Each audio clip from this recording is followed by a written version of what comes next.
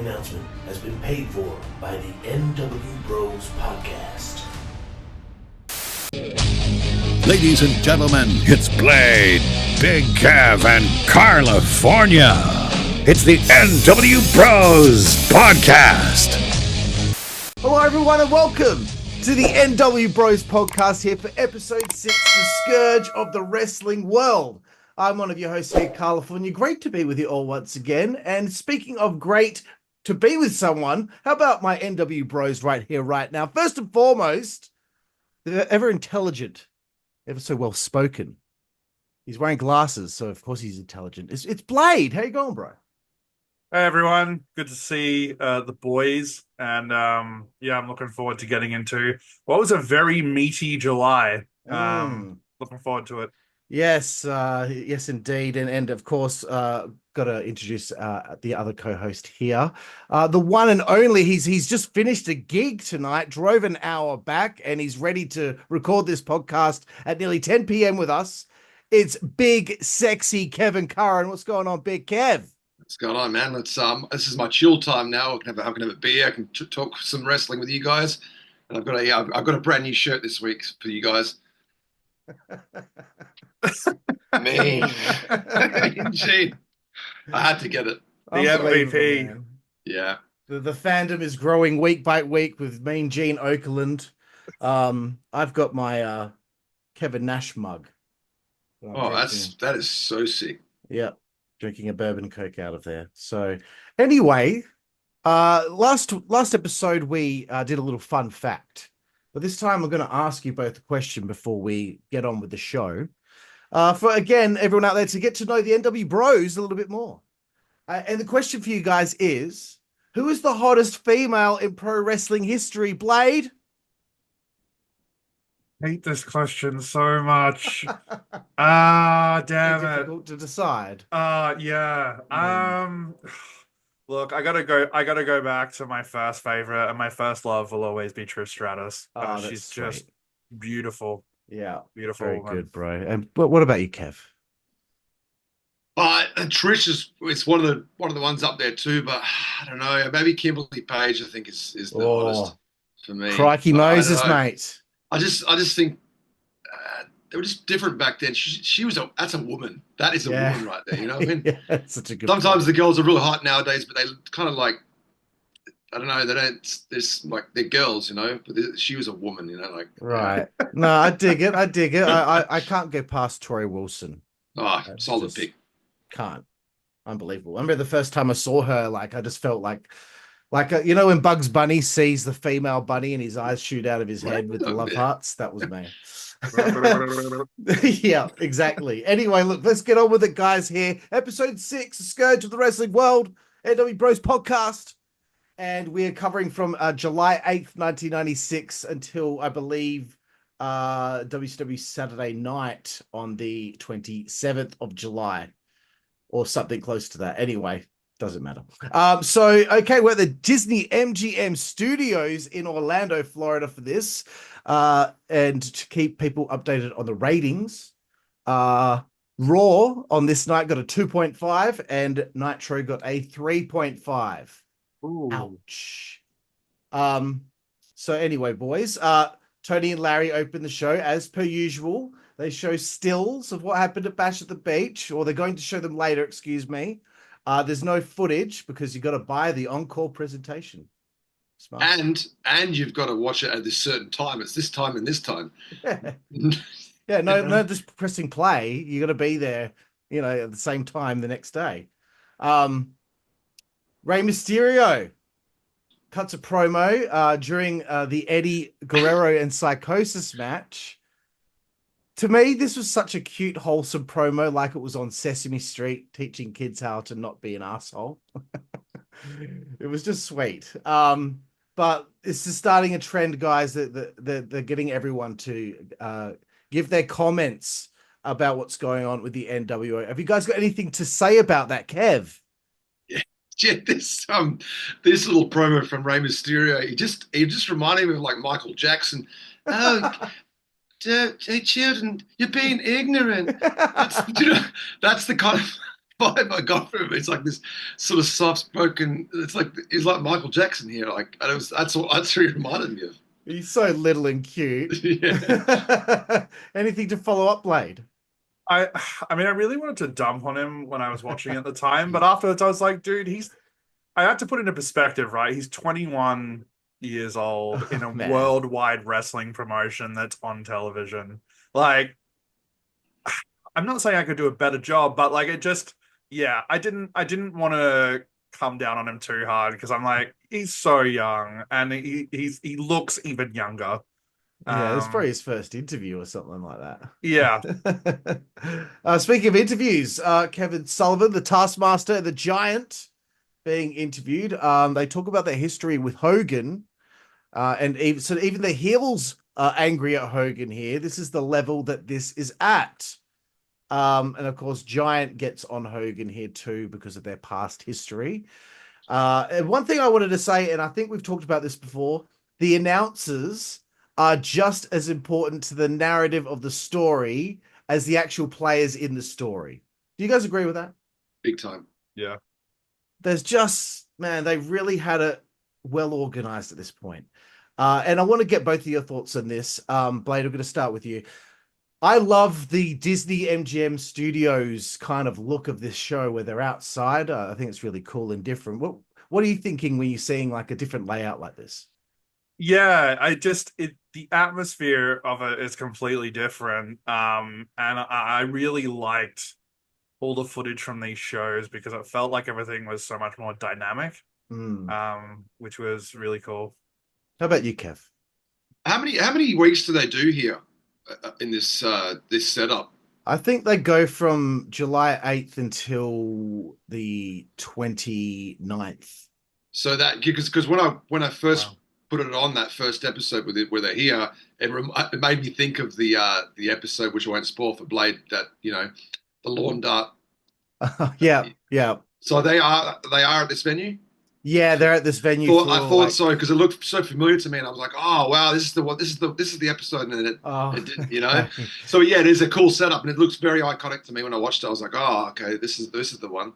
Yeah, because when I first started watching it back, I thought that was going to happen in the very first one. Yeah, but yeah, they're there for like 4 weeks straight, I believe. But I liked it when they did the spring break nitros and the ones at Club La Vila for spring break, and of course the final nitro in Panama City. I wonder what the thought process was to do these forced shows at this same venue. That's interesting. I would like to know. Yeah, that might have been something I should have Googled, but I'm sure the answer's out there somewhere. Probably on Eric Bischoff's podcast will probably give us that answer, which I might do some research during the week. Excellent. Well, let's continue on, boys. Speaking of boys, we've got the Nasty Boys for an interview here. Lots of interviews to talk about on this episode. They hint about wanting to join the NWO and Hogan here, kind of. Gene pulls the mic away at one stage from Jerry Saggs, who's in the middle of a sentence. He gets reprimanded for it. They said that I didn't know about this line. They're shocked and they don't condone it and don't see anything wrong with it either. What? So you don't feel anything about it then? Like complete contradiction. Yeah. Immediately. But yeah, I'm liking that we're going through the show and everyone has something to say about this, and it continues on with the weeks going forward. Obviously, we're going to get to the nitty gritty soon here, boys. But Gene has an interview with the Horsemen. Arn is stern about the whole thing. Flair challenges the Giant. Not really much to follow up here, unless you guys got anything to say, Blade. I just love that, like, partway through, Rick does all the Rick things and it starts pouring the champagne and like handing it out. I'm just like, it's such a Flair thing to do, and I fucking love it. It just never gets old. I thought it was amazing. Like everyone else is on, on watch for the NWO and what they're going to do, and they're under attack, and then Flair does not give a fuck. all he cares about is drinking and women. It's so good. But I did like the segment with the Nasty Boys too, where when Mean Gene did get reprimanded, but he goes back to sex. Yeah, oh yeah, he's finished. It was so good. Right. Just does not give a shit whatsoever. Yeah. Great observations, guys. Like, how shallow is Ric Flair? Like, He just doesn't even care. He Right? knows what he's about. It's women and it's booze. That's who he is. Christ's sake, my face is already sore. I'm already. It's almost like the guy at the party who's just been drinking and having a great time, and then there's been a massive dispute of fights and everything's going on, and he just pops out like, "Oh, what's going on here?" Like, you know, He's just still having fun, completely oblivious to what's going on. Yeah, fucking hell. Okay, Eric and Bobby are talking. There's a bit of a call to arms here. WCW need to get together to fight this, New World Order, or New World Order of Wrestling, as Dave Meltzer thought it was going to be called. And we move forward again to, is this the main event? No, maybe. Yes, it is. Sting and Arn Anderson. So I want to throw it to you, Kev, first and foremost. What did you think of the match before we have our interruption? The Sting and Arn Anderson match? Yeah. Yeah, it was interesting that they've just sort of done the Horsemen and Sting, well, a Horseman member and Sting, just sort of WCW still fighting with each other. But this is the bit where they announced the black limousines arrived, sort of. So this match becomes more than just a match again. It's got a lot more going on again. So you kind of like, okay, what's going on? What's going to happen? There's a little distraction. Cool, yeah. Yeah. Blade, do you have anything to follow up? I love that they're keeping up with this theme of them just being completely disruptive to all proceedings. Business can't go ahead. They just show up wherever they want.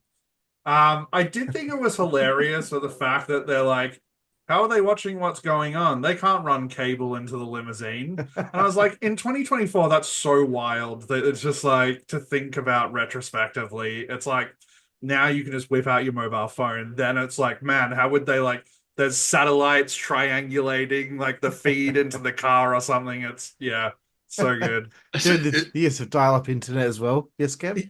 It's funny you say that, Blade, because I know there was another comment. I can't remember what it was on this Nitro, maybe the next one, but that Bischoff mentioned that because it's an outdoor arena, that the security is a lot harder to keep it together, or something like that. He said as well. I was like, why would you be telling people that? Come down and cause a riot. Yeah. All right, so let's get to the moment here. The Outsiders invade. Blade. Nash has the hat on again. He had the hat on again. How are you feeling? I mean, it looks like Scott Hall's his dad taking him for ice cream at the theme park. I mean, look, it is what it is. He was on a good roll there. He had to sort of lose a couple of points, I guess. Yeah, you're not gonna like the next bit. No, God. Hall is in the outfit he wore in his debut. The security pushed the Outsiders back from getting into the ring, and off they go. Gene then interviews Sting. Good promo from Sting. Yeah.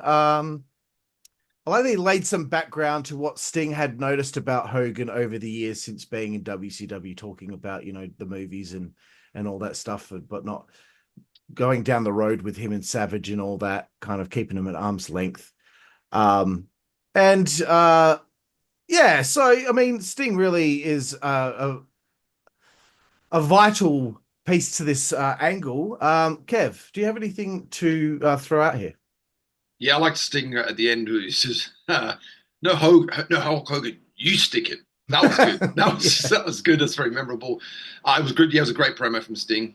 Well, you're right. He is very integral in this sort of this angle with explain the backstory, like how Hogan's kind of looked at them as kind of peons in a way, where there's he kind of insinuated that they're doing all the heavy lifting really, and then he's just sort of showing up. He's doing his movies, and so they're like the workhorses of WCW.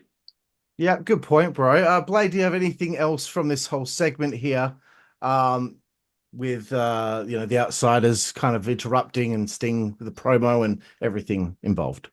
Yeah, I think it's interesting how and I don't know if this is the first time this has been done, but seemingly, the shtick of Hogan being too good for WCW and leaving to do Hollywood and go and do movies. I mean, God, at this point, how many times have we seen that now? The Rock, Cena, Batista, it's carried on. And I think that proves like how good that was as an angle, right? It's like it automatically grants that person so much heat because the fans are like, oh, are you too good for me now? There's that automatic buy-in, which I thought was really cool. Is this also the first time that he's referred to as Hollywood Hogan? Like by Savage? Yeah, that's what I was thinking. So I think that's the first time the name is actually dropped. Because Hogan doesn't show up on this episode, which I thought was interesting. Well, what do you guys think of that? Do you think it was a good idea maybe to hold Hogan back for another week? It's hard to say. I felt like they kind of went back to that kind of slow build again instead of sort of firing, which I don't mind really because it's sort of we've got the reveal and now it's like what's next. And I noticed about this show a lot. They're really, really hyping, especially the commentary, that there's going to be more members. They're building this more paranoia that there's going to be more. So. It was an interesting not having Hogan on the show, but back to that sort of slower build again, which is interesting. Yeah, I don't know. I was just thinking, like, if you were a fan and you kind of heard what happened the night before, you tune in and you want to, but maybe it's better that they were like dangling the carrot in front of the mule type thing and kind of, stringing everyone along to I've got to shop. He's going to shop next week, surely. So I'll have to watch next week. I did like the oh shit, sorry. I did like when Savage was out there in his cowboy hat and pink outfit, and he was like really angry. It's just a funny mix, like watching that. But yeah, Savage is always so captivating when he talks. Gene goes and interviews the Outsiders. So I'm going to throw it to you, Kev. Do you have any thoughts on this interview here? Yeah, I've got a little on my notes here. It says Nash bumbag blade question mark. I have Nash with the fanny pack. Let's go. Fucking good. But here's the thing: Nash wasn't wearing the hat at this point. He traded him for the bum bag. Kev, you were going to say something? Yeah, I thought I don't know what it was, but Nash seemed a little I don't know what the word is I'm looking for, but he seemed a little off here. I don't know. Really? His promo, he was a little I don't know. So the energy he had the previous weeks, I just didn't seem it was here. It was almost like they told him like 30 seconds before they're about to go on, oh, this is what you're doing now, and he was kind of right. That's what I felt. I don't know. It didn't seem like Hole was back to Razor Ramon again with some of these things you were saying. But I thought Hole was on point. But I thought Nash was a little. I don't know. He didn't seem himself here. I don't know what it is. I can't put my finger on it. All right, because I wrote down that Nash he was showing like a bit more of a cheeky side of himself. Right at the end, he put his arm around Gene and everything, and I thought he was kind of goofing around a little bit. Blade, do you have anything else to add here? Yeah, I think at one point Nash refers to them as the New Order. Like, now I know I'm being pedantic here, but for fuck's sake, like, you come up with a name, use the name. Don't use like other abbreviations. You're trying to hammer home a point and you still can't get it right. It irritates me a little bit. So I'm gonna call him out for that. I agree with Kev. I don't know what it is, but Nash's presentation seemed off to me like during the interview. They also made another reference to the OJ trial. Like, it's so weird to me that they do that like in this climate, because you look at 2024, there is no feasible like circumstance where they would discuss politics or like any huge current news events on wrestling commentary. Like, I just wouldn't think that would happen. It'd be like them referencing the Diddy parties, like on WWE TV, right? Like it's that. Yeah. I'm thinking about like high caliber news sort of like stuff at the moment. In comparison to the OJ trial, I'm just like that. There was no way that they would talk about something so controversial like on TV today, but yet they've dropped in the reviews that we've done. I've noticed 2 OJ references and 1 bloody Mein Kampf like Nazi reference. And I'm just like, it's wild to me. Like it just, it wouldn't pass muster today. But hey, it was fine back in the 90s. Right, it's interesting because the O.J. Simpson trial ended on the 3rd of October 1995. Yeah, so it's not even that current anymore. Like, what the fuck? Like, I know it was big because I remember at the time it was always on television. They were always talking about it. But geez, like over a year later, it's fucking crazy. I'd love some of the American listeners, if you were like growing up around that period or, even an adult, like, is there context that we're missing? Because we understand it was huge, but I guess we don't really fully know like how big it was, how constant the news coverage was. I can only imagine like it would have been everywhere all the time. Like, yeah.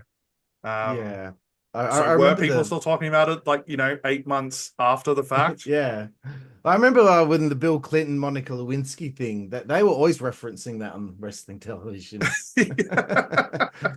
Anyway, let's move towards the end here. Eric and Bobby are there after we get back from commercial break. They show stills again here of what happened at Bash at the Beach.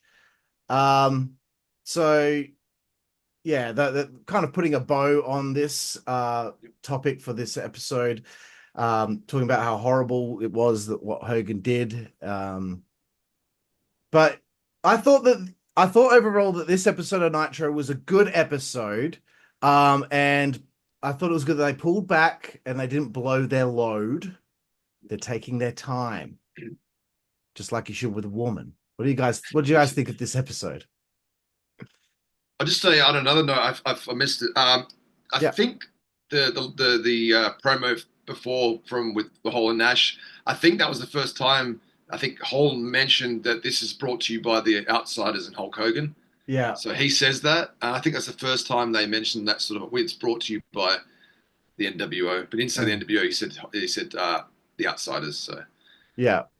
Did that annoy you at all, Blade? You didn't say New World Order? I didn't actually notice that. So I guess because I'd only seen it in the context of like the black advertising before it happened. So I'll give him a pass for that.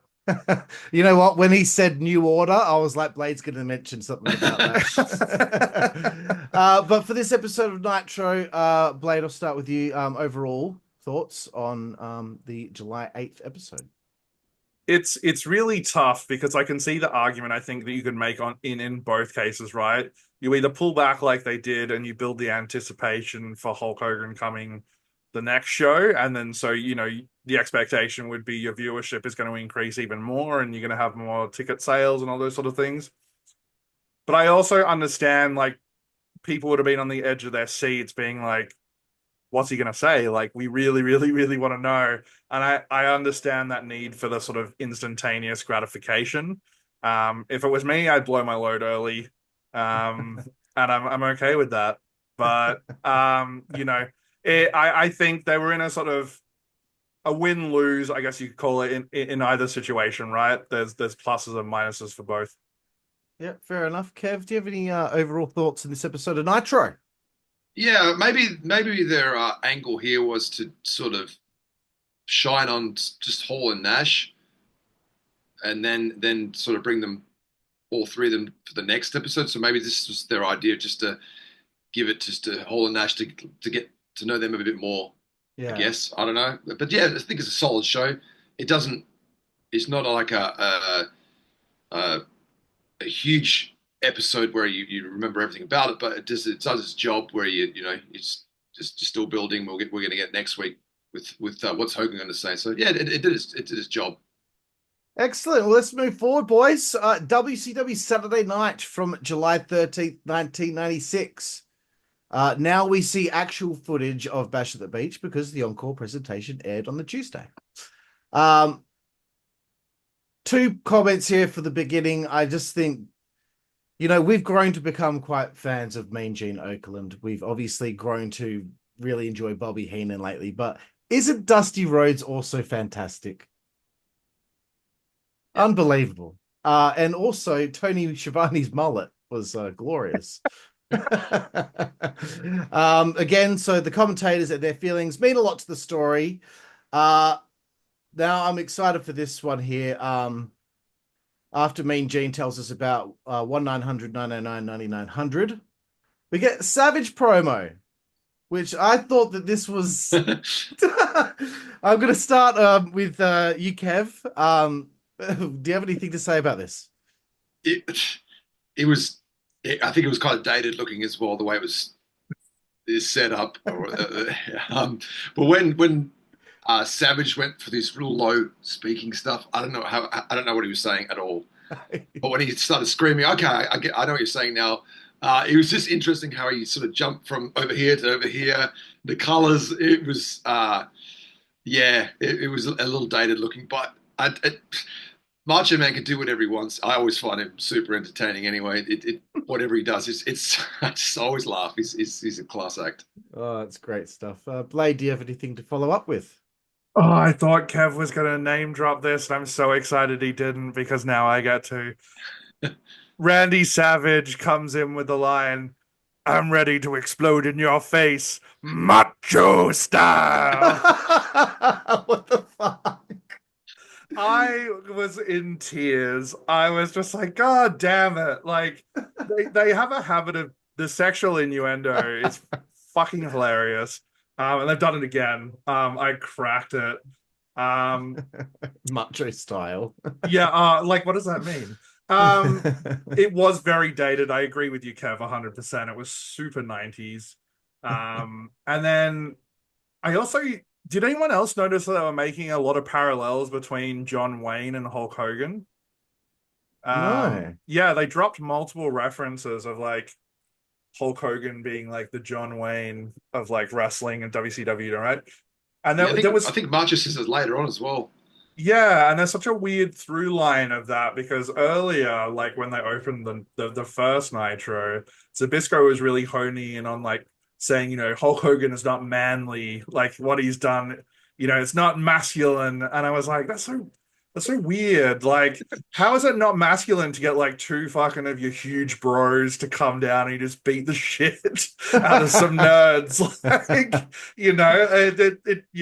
it was weird to me, but this was a funny promo by Savage.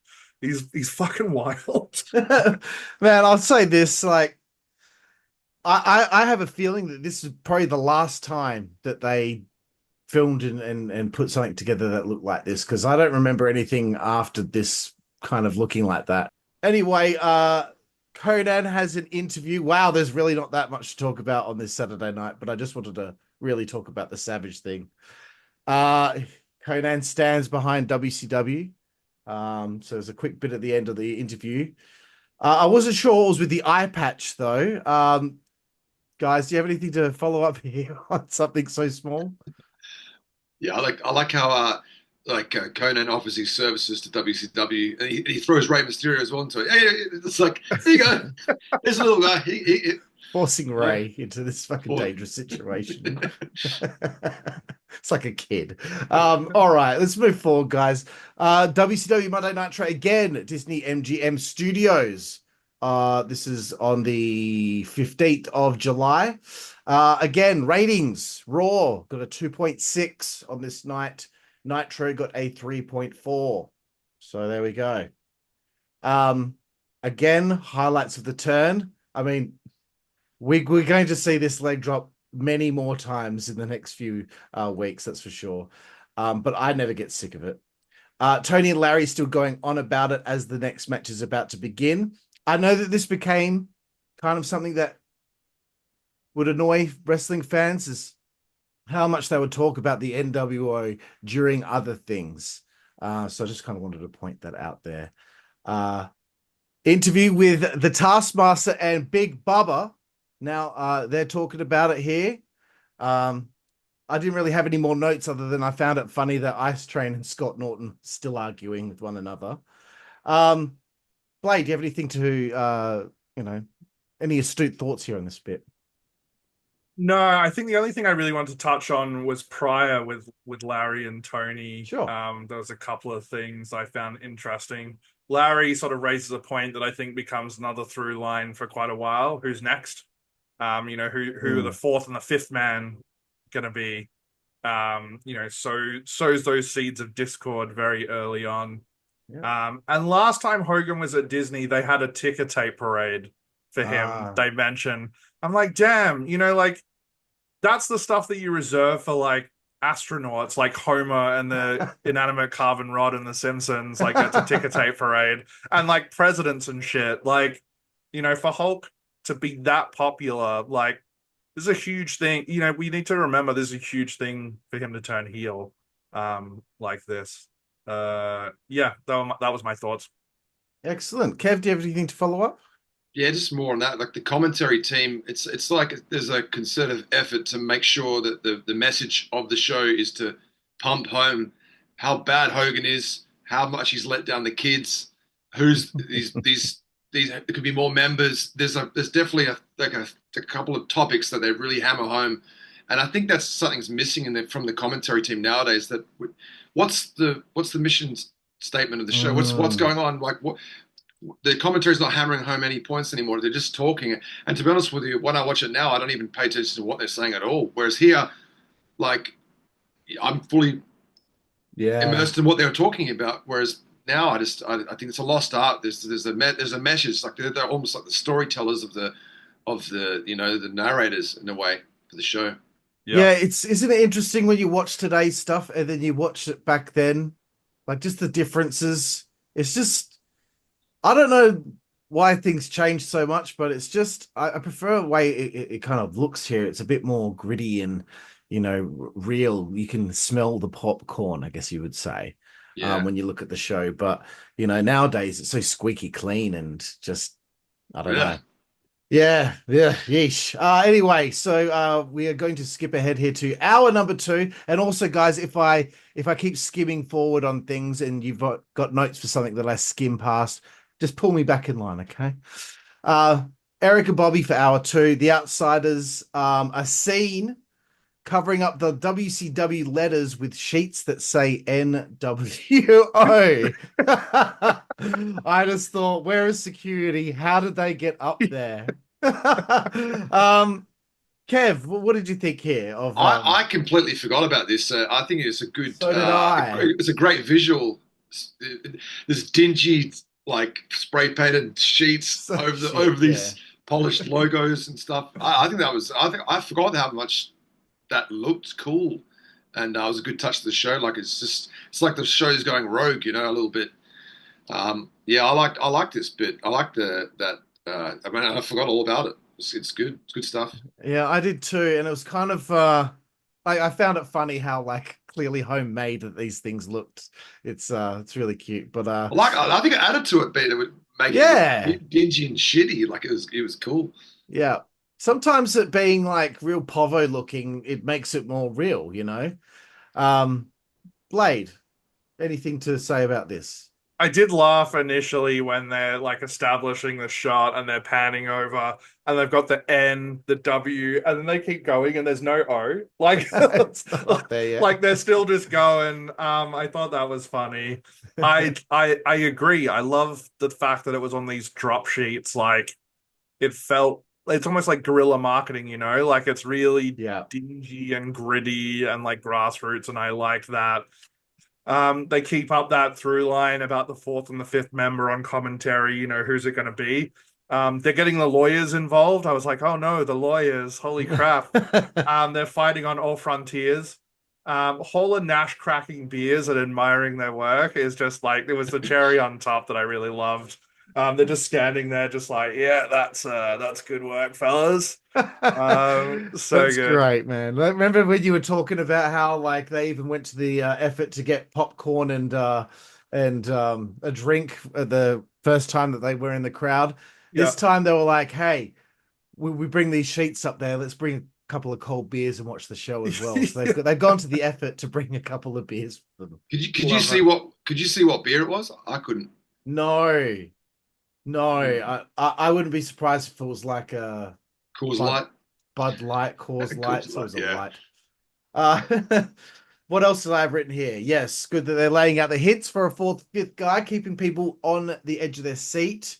I think what we should do is when a new member does join, or we should rank an A and B, C, D, whether we think that's a good member or a good choice. That would be cool. All right, we'll implement that for the future, Kev. But I did like it when Eric and Bobby are talking to the camera. What was Bobby saying? He's talking about it maybe have been a plan for years. Hogan maybe already had this idea going back, from when he came in '94. Whilst they're having this serious thing, like you can see distantly in the background, Hall and Nash putting that O over the final W, which I thought was kind of funny. And yeah, then I was thinking as the show was wearing on, I was laughing like, why hasn't anyone gone up there to take the letters off WCW? But then that's when it shot the outsiders cracking open the beers. So that was still up there. Okay, so we're getting to, I guess this is the main event of this show. Cool, we're flying through it here, boys. Lex Luger taking on Big Bubba. This had a barn burner written all over it. I'm going to start with Blade this time. Yeah. Any thoughts of this match? Well, I'm curious to know if our good mate Dave Meltzer gave this a 5-star classic. But I think most of it actually for me was I enjoyed the aftermath. I loved just the little interactions, Hall raising his hand to the camera like he was going to backhand the cameraman. Get out of here. They come out with the proto Hollywood Hogan. He doesn't quite have that look down that he becomes famous for, but it's the taste test, if you will, of what's to come. Luring Bubba in, Hogan picking him up and looking like he's gonna, I just loved it. It adds to the villainy of it all. And the fans are fucking livid. They're letting him have it, and it's great. It's a great way to end the show. Very nice. Kev, what about you? This prototype Hogan you speak of, he had this look probably, was it 6 months earlier? Yeah, for a short period of time. Was he feuding with Giant or something? And around that time, he kind of went for this. I can't even remember why he went with that look for a while. It was almost like he was teasing this darker side of Hogan. So yeah, we got this Hogan here. It's not quite the finished article. But when he comes in the ring, Hogan, man, those slaps he did on Luger, he was slapped the shit out of him. Yeah, I like that. Yeah, good stuff. I didn't have much to say about the match either, but we get the double down. I just loved how ferocious it was when Nash and Hall attacked, and I don't know. I was trying to find a way of how I could articulate this. Like this moment here when they just got in the ring and just started beating the shit out of Luger and all that. I just felt like WCW's lost complete control here. Like it's two guys and they know that they're hanging around and still they managed to get in the ring and beat the fuck out of one of their main stars. It's like they've lost control. Like their game plan, WCW's game plan is not working right now. And of course, here comes Hogan. I loved the line that was said, there's no yellow, there's no red, he's in black. And then Luger got jackknife powerbombed. And another great line after Bubba shakes Hogan's hand and Hall attacks him from behind. Eric Bischoff yelling out, they're taking him out too for crying out loud. And another great line again. The commentators are killing it, dude. Brick by brick, stone by stone, they're going to break down the foundation of WCW. Sorry, is that what they said? No, is that what Hogan said? I don't know. I haven't got it written down. See what I mean about me being disorganized here? Was it something Eric or Bobby said? Did either of you read it all? It's not coming to me. Oh my God, man. How did I not write who the quote was from? You had a dream last night, that's what he said. Oh, fuck. Context. California is the man that drives the show for the nWBro's podcast and is usually on his A game. But on this occasion, it appears California is a hungover, useless, disorganized, raging sack of shit, having pounded red wine the prior night harder than he wished he could pound Tori Wilson. Which, well, can you blame him? She's a lovely bit of crumpet. I wouldn't mind indulging myself with my thick British hound. I think Bobby said it. Sorry, everyone. Sorry. Mean Gene, though, again with the free pass, boys. I was going to say the same thing. They even offered him a job at some point in this. I did love that earlier when they made reference when he was interviewing the dungeon, and then he's like, "What? I'm not going to lose my job," and he was so angry about it. It just made me laugh. God, he's so good. It's like, do you know something I don't know? You do. Yeah. We get to the ring, and he's obviously Gene's just being Gene here. Hulk Hogan, outsiders, you have led us down the primrose path. That's all he says, and he hands the mic to Hogan. It's a great reference. It's just fantastic, dude. Like, I looked it up because I wasn't 100% sure like what the like origin of that was. So it's a Hamlet reference. Right. To take the primrose path refers to taking the easy way out of a hard situation. Look at this. Yeah. It's an educational show, this one. It's unbelievable. This is great. Which is funny, right, that we say this because not only about like 15 minutes ago was I like, fucking hell, they made a reference to the O.J. Simpson trial. So we're plumbing the depths and like the highest brow of society. It's all over the place. Immediately Hogan says this first piece, goes back to Gene. What about the children? Everyone is disgusted with you, Hulk Hogan, including myself. Hands the mic back to him. Doesn't get knocked out. Nothing. Hogan just keeps going. It's just like, it's so good, man, how Gene can just get away with all this shit. But you know, this was a real early peak for the NWO here in this angle.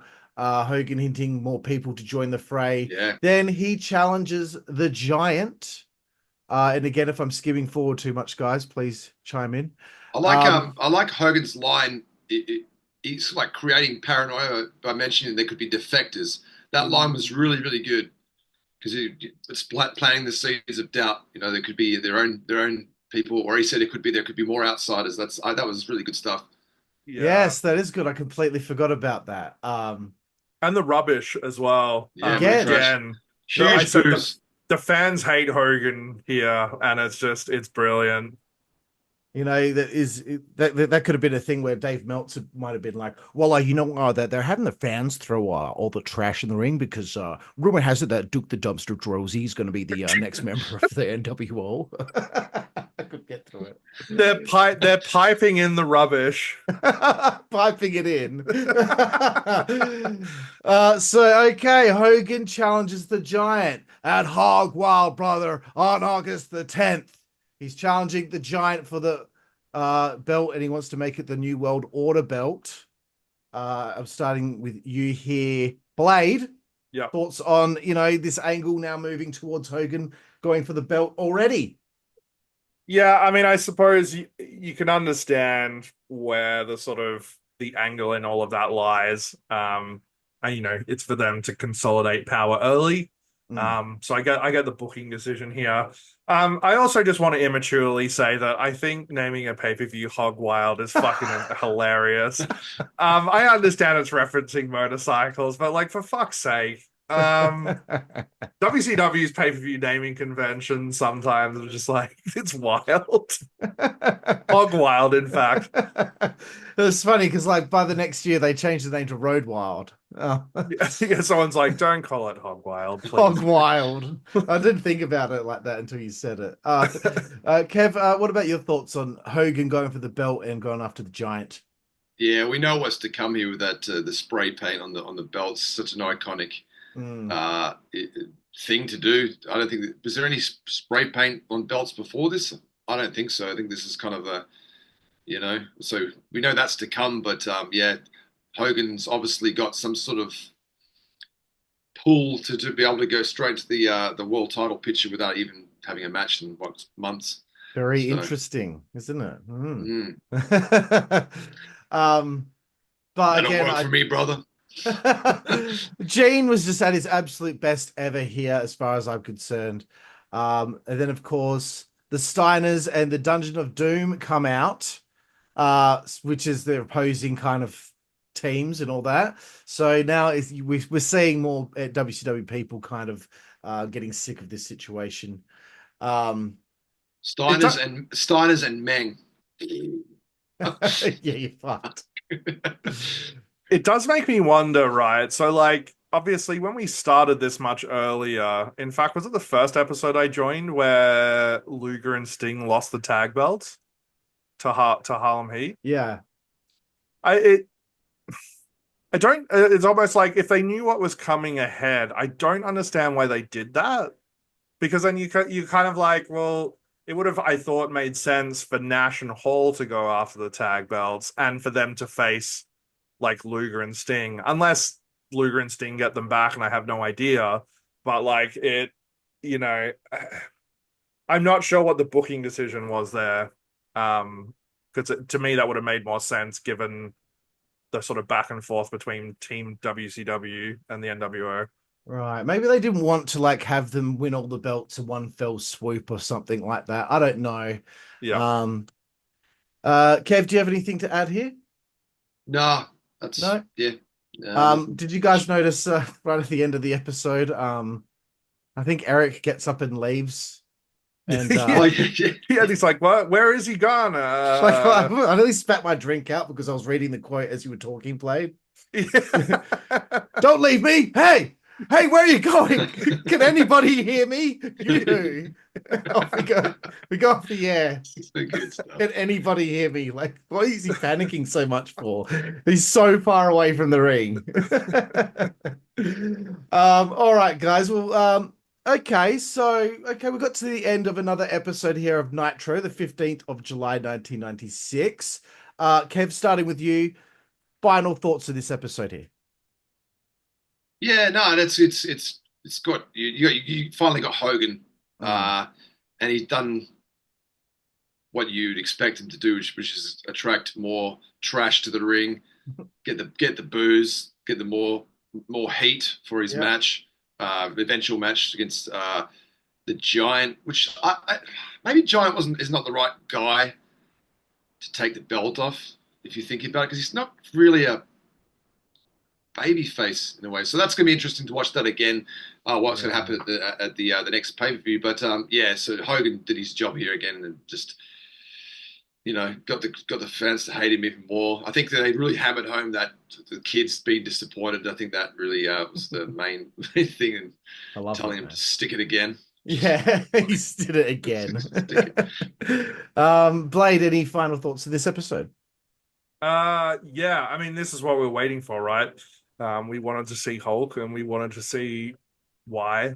And he comes out and drops what I thought was a really, really good promo, like, near the caliber almost of the one that he dropped at Bash at the Beach, I think. I do love that he almost started every sentence after the question that Gene was asking. Well, let me tell you something, Mean Gene, brother. Like, it just is so funny. But yeah, this is what we waited for, and I think Hulk delivers on his part. And it makes me invested in seeing, like, oh, I want to know, because like realistic, like in all honesty, I don't actually know who the next member of the NWO is. So I can't wait. It's something that I feel like I should know, but like I actually don't. So I'm very curious to see who it is. Right. Well, man, I'm so excited for you. Back to Hogan as well, doing this, the promo. It must be like a breath of fresh air for him to be able to do something different in his career. Like, how many years was doing the yellow and red, and just to sink his teeth into something new like this, two promos in a row, he's knocked it out of the ballpark. So yeah, I think for Hogan, it just must be something that's just he can, get behind. Yeah, that's a really good point, because shit, he did that same shtick. So when did he start doing all that? Like 83 or something? We're in 96 now. So nothing of note happened on the next edition of Saturday Night. So we'll be moving through to the next Monday Nitro, July 22nd. Again, Disney MGM Studios. Back to the ratings again. This was a bit interesting. That things kind of changed a bit here. Raw got a 2.2, and Nitro went down to a 2.6. So it fell from a 3.4 to a 2.6. I have no idea why. They started off this show here showing footage of Muhammad Ali from a few years prior, and then they crossed over to footage of Shaquille O'Neal with Hogan. I was wondering why they did this. Do you guys think that now that they might be getting some extra eyeballs, they want to show everyone that they've collaborated with? Because I just wasn't sure why it was thrown out there at the beginning of this episode. There was a few celebrity sort of bits and pieces in some of these shows. Just goes to show you, like, you know, now we get that all the time in WWE. It's just like there's constantly someone from the outside involved. So, you know, WCW is kind of like really pushing that here. Yeah. Which amazed me, like Shaq was like just going to the Lakers in '96. Like, it was that long ago. Like, wow, really, you know? Crazy. Fucking hell, man. Dungeon of Doom versus Joe Gomez, the Renegade, Alex Wright. Then cameraman is running backstage as this match begins. It's so exciting because it's like, what are they gonna do next? What's happening now? And you know, if this were real, like Eric Bischoff's hair would be going white. They're in the control room, boys. I've got a bunch of quotes here, but I'll throw it to you guys first. Kev, anything to say here? Yeah, like just like the episode where Scott Hall and Nash come with it and get the tickets and sit in the front row, kind of pioneers of that kind of angle. This is another one, like taking over the production truck. We've seen this a few times in the years after. So once again, they're kind of like pioneers doing stuff outside the box that no one else was doing before this. So it's kind of very cool stuff. I liked Nash's quote, the David Bowie quote, ground control to Major Tom. That was cool. Yeah, that was the one. It was just Nash and Hall just being just larrikins again, wreaking havoc. It was fun segment. It feels like they've sat down and they've brainstormed how many different ways can we have the outsiders interrupt the show? Like, what's something that hasn't been done before? That's how it's feeling here, because they've covered up the letters. They've the control room. They've bought tickets to the show. Somehow got their hands on a microphone as well. They're doing every time it's something else. Blade, do you have anything to say about this segment? I thought it was very funny how well educated they both seemed on like TV production. I just like, I don't have direct quotes here, but they're talking about like camera angles and like shot composition, and I was just like, what? Like, in what world do they have any understanding of this as wrestlers? But it was very funny. What else did I have to say? I also just laughed my ass off at Nash, like mocking one of the producers by imitating his voice. It was just like, it's just such typical bully shit, and I'm here for it. I love it. Yeah, it's great. So these are the things that I wanted to quote here. As soon as I get in the control room, this just killed me. I think Hall said it. Hang on, what we got here, what does that do? He's already fucking with things as he's walked into the room. Then they fade the camera to black, and they're pretty excited over it.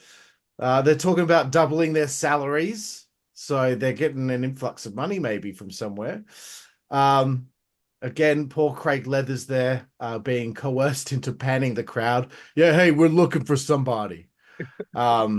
And then Scott Hall, when the security guards come in, he has the gall to say to them, "Don't touch me, I'll sue you." Like, you guys have been assaulting people. It's so rich. And then at the end, Kevin Nash says to the security, "Come to my trailer for pot pies and Mountain Dew." Fucking ridiculous. Okay, so moving forward again, the Giant post-match here. We heard the challenge from Hogan. Giant responds in his angry Giant way. Blade, do you have anything to add here? No, I think I just enjoyed Gene ragging on Jimmy. As What did he do always. this time? I can't remember exactly. I didn't put it down here, but it just, it's the constant, it's the constant nature of their relationship. It's great. It's just a running theme that Jimmy's going to say something to Jimmy each time. Yeah. So, Kev, anything to say here? I thought Giant has gotten a bit better with his promos. He's not so stiff and kind of cheesy with his kind of 5 thumb sort of stuff. He's a bit more real here, which I like. Actually, I think he's got maybe 3 promos in this next couple of shows, but I think he's doing better here. You can see he's getting it. Yeah. But yeah, I thought Giant did a pretty good job here. Yeah, I feel like he's starting to really articulate his words, and he's doing this when he talks as well. He's really instead of before Blade, remember you did the impression of him where you're like Lex Luger at the pay-per-view. Yeah. So quiet and so loud. Yeah.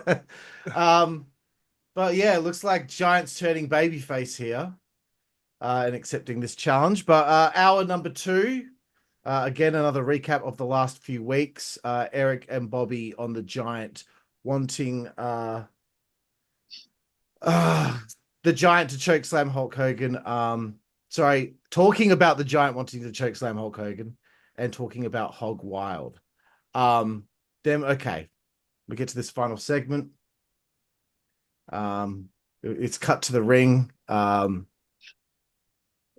Gene's yelling out at the crowd, "Please, ladies, don't throw your underwear in here." It's in bad taste, he says. Yeah. I love how Macho just like he pops in straight away and says, "It's okay." Yeah, he was all for it. But yeah, so we've got the boys out here and they're all cutting a promo here with Gene. I'm going to start with, I can't remember who I started with last time, so I'm just going to throw it to Kev. Thoughts on the final promo here of the show? Luger was fiery, wasn't he? He was really fired up here. He showed a bit of he was losing it. I was like, whoa, this is a side of Luger I haven't seen. Yeah. He was really he's really into this one. He's made up for himself, hasn't he? Yeah, he's been better. But it's I just think like Luger popped me here. I thought he was really funny. Like how he got really angry. Actually, I wrote down Lex nailed it. He's fuming. Yeah. Blade. Sting's promo was weird. There's like references to horoscopes and stuff. Yeah. I was like, what? Okay. Very good. The nicest I could muster up for Lex was that he cut a serviceable promo. He's so mean. Such a Luger hater. Serviceable. That's so such an insult. No, he has gotten better. And I thought like he didn't stumble here. Like he was quite articulate and even a bit fired up, which, for someone who has been so deadpan from what I've seen, it was actually like, oh, it's a nice change. Good on him. I love that Gene finishes this whole thing up with, who knows where the exhaust pipe from one of those Harleys might end up. He's always got a one-liner waiting, doesn't he? Yeah. Gold. Oh yeah, this is good stuff. Good way to end the show here. Yeah, Macho put in that he's going to beat Hogan as he goes down the aisle. So he made a bit of a prediction here, what he's going to do. Yes, that's kind of interesting, isn't it? Because Hogan's against the Giant, Hall and Nash are against Luger and Sting, but Savage doesn't appear to be involved. So, and he's the one who was getting the leg drops. Yeah, he was the one getting the beat down at the end of the last pay-per-view. Yeah. Anyway, interesting. I know that there will be a clash soon, but we will get there. And we're getting towards the end of this episode here, everyone, because we're covering one last thing here before we get to what Dave Meltzer had to say. And that is the July 27th edition of WCW Saturday Night. And this was poignant because this is the first time we get the first paid announcement on a different WCW show. So they come back from break and we get this first paid announcement. And this is a real WCW nerd thing that I picked up on, but the voice of the NWO paid announcements, his name is Neil Pruitt, and he was a producer for WCW. His voice was not the voice on the very first one. It was someone else's voice. Yeah, I noticed that too. Did you? And because Yeah. the second time you hear him do it, it's his voice the second time on the very next episode of Nitro or whatever it was. But yeah, I was like, that's not his voice. I need to know. So what did I do? I sent an email to Guy Evans, the guy that wrote the Nitro book, trying to get the info out of him. But he doesn't have the info. So I guess we'll never know unless I can get in contact with Neil. But here we go, guys. The first paid announcement. Blade, your first paid announcement in this series here, watching the NWO back. What did you think of it? Yeah, it was interesting. There were a couple of things that I was like, this is a bit strange. The things I enjoyed, invite only Chico. I love that for the NWO. A lot of wild camera cuts. Hogan incorporating Humpty Dumpty into the promo was a choice. Love that. Hogan's unhinged laugh was so misplaced it made me laugh. God, bro, that fucking laugh is so fake. Yeah, I was just like, what? Why are you doing this? Okay, cool. The last thing that I had to say here was, did Hogan claim they were going to have 500,000 Harley Davidsons at their site? I was like, what? They can't fit that many people into the arena. Like, you're just lying. That's a made up figure. But yeah, no, it was. The thing I like is it's like very clearly trying to innovate like promos in a different space. And you know, despite my little quibbles at things that they might have done, like I think it's just an interesting way to try and present the promos in a different way, almost like a hype package or like, you know, movie promo or like TV promo sort of way. You know, not everything's as staged as it would be like with a normal backstage interview. Yeah, it was different. Yeah, I love everything that they do. It's always different than anything that you usually get. And I think, you know, they do stuff like this because they're not showing up on Saturday night or worldwide. So they need a way to get them on those shows. Kev, do you have anything to follow up here with on the first paid announcement? Yeah. Has a vignette had that many home runs in the one segment? The music, the logo. Oh, yeah, of course. The black and white, that imagery, all on the one, this first time. And bam, they nailed everything. Yeah. That to me was like, I was like really surprised by that. They got everything in this one segment. Like they nailed everything. I love the projector that was shooting the logo across their chests and stuff. That was cool. So, that kind of stuff really, just like, how did you do this? Like, how did you get the logo? How did you get this iconic music? How did you, you know, like it seems to me like it's like week to week they were coming up with stuff. I would really love to know how they just sort of hit all these home runs in the one thing. It's beautiful. They're all the perfect, like that. This logo, that it could get any better than that logo. That is the perfect choice for that logo. Still selling to this day. Exactly, and the theme song. I mean, I heard rumors that theme song was in a porn, and someone heard it.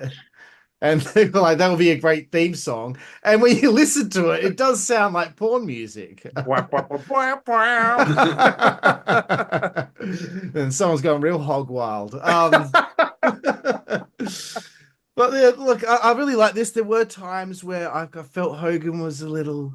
But I've heard Hall and Nash say in interviews before that they were a bit worried as they were recording this that Hogan was going back to cutting like 80s style promos and he needed to do things a little bit different here. But Hogan starts to get it pretty soon, I think. Yeah. Hogan's looking more like NWO Hogan now. Yeah. In this promo. This is the first time where you go, okay, there he is. Whereas the last show he was kind of not quite there. Whereas now I'm starting to feel like that this is what he's going to be. Yeah, and the only other comment I really had to say about this was I found it funny. Nash was talking real seriously. You know, I've got one real serious question to ask you, Lex Luger, that everyone wants to know.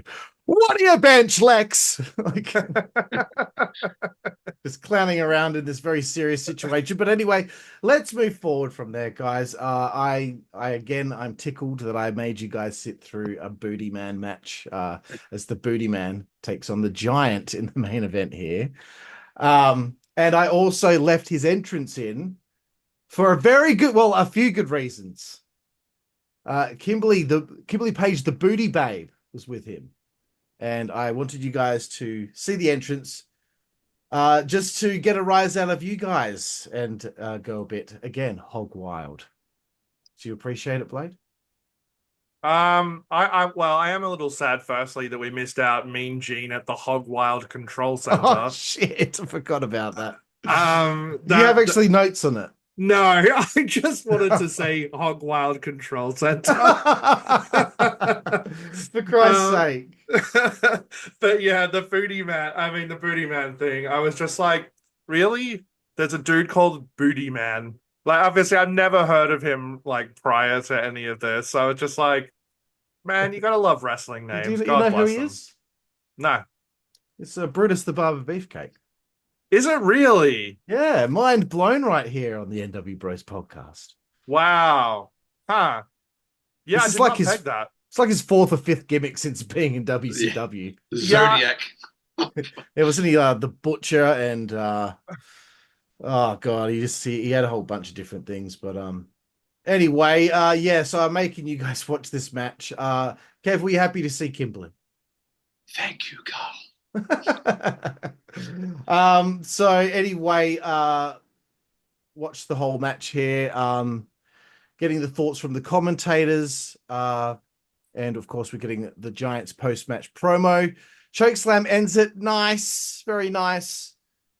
Giant has killed lots of people the last few months, it seems. And they're really setting Giant up as somebody on the front line for WCW. And one quote I liked here from the Giant: "Your mouth is cashing checks your pythons can't cash." So that was pretty cool. And of course, Jimmy Hart was enraged. But I'll start with you here, Blade. What did you think of the match here? And kind of like Giants rebuttal. I mean, calling it a match is generous. I think. It was done and over quite quickly, and it serves its purpose to establish that like Giant is just running through a lot of the roster. And is he going to run through Hogan? Who knows? I mean, we know he doesn't. But yeah, I thought to touch on Kev's point that he made earlier, Giant has just gotten better at cutting promos as well. He's upped his promo game. He's settled on a tone and pitch for his voice. And yeah, he no slip ups. Like it was really solid. Wonderful. Kev, anything to follow up? Yeah, both of your points you're going to say the same as what I was going to say. But yeah, just Giant just seems like overnight he's gotten better. It wasn't that long ago he was just doing these cheesy promos. Now it feels like it's a bit more real. But yeah, kudos to him. He's doing pretty well. He's doing a good job. Yeah, last few weeks I'd say Giants really stepped up his game, and if we were doing a MVP over the last few episodes, if we were talking outside the NWA and other people involved, I think he deserves a little bit of a tip of the hat to him. So anyway, we've come to the end here of us covering from the 8th to the 27th of July of 1996. And guess what, guys? It's time to find out, what did Dave Meltzer have to say? That's right, it's time to find out, what did Dave Meltzer say? Well, you know what? I mean, I'd have to give that 5 stars. Rumor has it that Mabel is going to be the third guy. And it was a bit of a grim week here for Dave. Honestly, I wasn't happy with the very little that he was giving me here. So he starts off, 123 Kid was given his release this week and is expected to join WCW soon as part of the NWO. You know what? Like, something about this rubs me the wrong way. Like, I don't know, lots of people really enjoy being spoiled ahead of time, but man, like, I guess if he gets information, he's going to say stuff, but he's talked a lot of horse shit recently, and obviously he does end up being the NWO. But if I was running WCW and writing the show, it would annoy me that there's a writer out there giving away, what's going to be happening. Do you guys have any thoughts on that? Yeah, it's it does make you wonder, like, I don't understand what the benefit is of wrestlers like breaking kayfabe and going to dirt sheets. Like, Yeah. I don't know, like, what are you getting out of it? Like, a connection with some neckbeard who lives in his mum's basement? Like, surely, I don't know, fucking anybody else but Dave. Seriously, have some fucking standards. Yeah. Jesus. I just never understood, giving away shit ahead of time. But anyway, depositions have begun in the WWF WCW lawsuits stemming from the debuts of Hall and Nash, and WCW implying that were part of a WWF invasion. That's also you got to think of just that previous point. You also got to think as well. Back at that point, these fans are not looking at fucking dirt sheets or any of that shit. They're just enjoying the show for what it is. So I think people who are looking at rumors and stuff would have to actually get his magazine, really.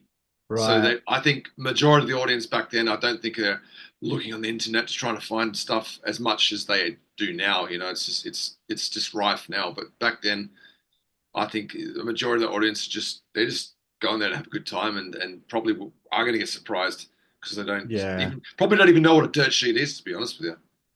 Yeah, that's right. I guess I needed context there, and you've applied it, Kev, because you look at the crowd. You look at the crowd, man. They're normal looking people. Then later on, okay, you look at an AEW crowd now. Sorry, I had to say it, but like the people that you're watching the crowd here are not there No. for a show like that now. Geez, he just gave me fuck all here, and it's really annoying. Gene Okerlund teased that he would reveal the fourth member of the NWO on the hotline, but when you called it, he never even brought it up. What a scam, bro. So good. And Dave reckons it's expected the fourth member will be revealed at the War Games match in September. Wrong. That's a huge wait. That would be a huge wait to have another member. Yeah, fuck off, man. He doesn't know what he's fucking talking about. It's expected. He always throws in words like it's expected. Fuck you. So he's got an out. And then lots of letters about WCW. Lots of letters were sent to Dave, apparently, about WCW. Oh, yep. Mostly the same complaints. NWO angle is cool, but over-reliance on past WWF stars, not putting over the younger stars, etc. Oh, fuck off. I hate that shit. I hate that. I hate when we get this, this person's not putting over the young... It's a fucking show. I don't give a shit how old the person is in the show, as long as they're entertaining. Come on. Get out of here. Like, what kind of people... What do you want? What do you want? You want Eddie Guerrero to fucking... challenge Hogan? Well, what do you want? Lord Steven Regal and Dave Taylor to go after the outsiders? Fuck off. Blade. Give me some fire. Give me some heat. Yeah, did they reference the Japanese angle as well? Yeah, I actually said to Carl, maybe for a little special, we should actually watch just a summarize of this angle just to watch it, because I've never seen it, just to watch it and see what it's all about, because I really like to know. Yeah, it would be interesting. But I do like to touch on your point, Carl, because I do want to give you some fire. And this is a little bit of this pisses me off about AEW as well, right? Is yes, they should be establishing their own homegrown talent, I 100% understand that. And WCW was also doing the same thing. I mean, look at the Giant. Homegrown, that's what they were doing there. What irritates me about that, though, is that you need to have people first that people know to actually draw any eyeballs to the goddamn product, right? AEW did it. They brought in Chris Jericho. They brought in people that they knew people would actually tune in to watch because they knew who they were. If they'd started with the people from the indies in AEW, and WCW would probably be in the same position. If they'd started with just those people, nobody would give a shit because they don't know who they are. They have no investment. They have no prior knowledge. Unfortunately, people need to understand that to establish things, you need to have people who have legacies, who have profiles, who have traction within the industry to actually establish stars of tomorrow. You can't just assign someone star status and then expect them to rise. Look at Roman Reigns' face run. That completely exploded in his face because they were trying to push that. As soon as they eased up and took a different direction, the guy exploded. It's that thing that it's just like, sometimes I do get very frustrated with wrestling fans because it's almost like they don't apply what appears to be very logical, like common sense application to something that is really like at the heart of it, just good, but standard, basic, fundamental storytelling and world building. And they just, I don't know. They don't get it. Maybe I'm expecting too much of people, but I would think in this day and age, like, where we're so exposed to media, like, come on, like, figure it out at this point. I used to really love like the old school build we've seen when someone would win the TV title, or the European title, and then they would win that for the first time, and then they would win the Intercontinental title and maybe go in the tag division for a while, and then they'd build and they'd win a couple of belts, and then they would elevate to the world title. That's the way I used to really enjoy someone's rise. I hated when someone went from start to bam straight into like, come on, I want to build here. Yeah, that's a good point. It's like I always talk about like Bret Hart.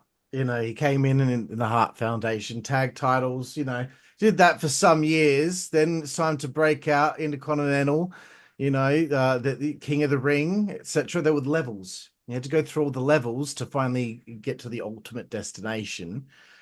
So when you jump the gun too soon, you find yourself like Sheamus, who I think was WWE champion within a month of being on WWE television. And it's like, well, where do you go with his journey from here? Like there's no journey because he's already reached the pinnacle straight away. Well, look at some of the biggest stories from wrestling, probably over the last 10 years.